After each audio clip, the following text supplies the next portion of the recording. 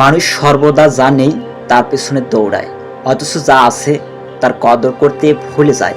কিন্তু ইসলাম আমাদের শিখিয়েছে যে অবস্থায় আসো সেই অবস্থাতেই আলহামদুলিল্লাহ বলো।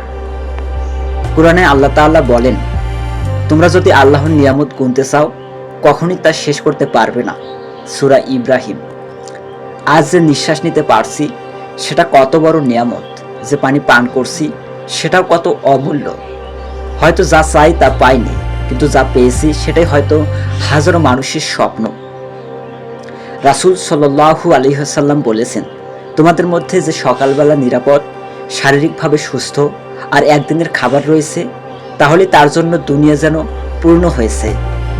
তিরমিজি। তাই নিজের অবস্থা নিয়ে আফসোস নয়, বরং সন্তুষ্টি প্রকাশ করুন।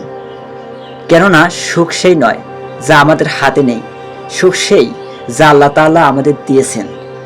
চলুন আজ থেকে শুরু করি প্রতিটি নিঃশ্বাসে, প্রতিটি অবস্থায় বলি আলহামদুলিল্লাহ।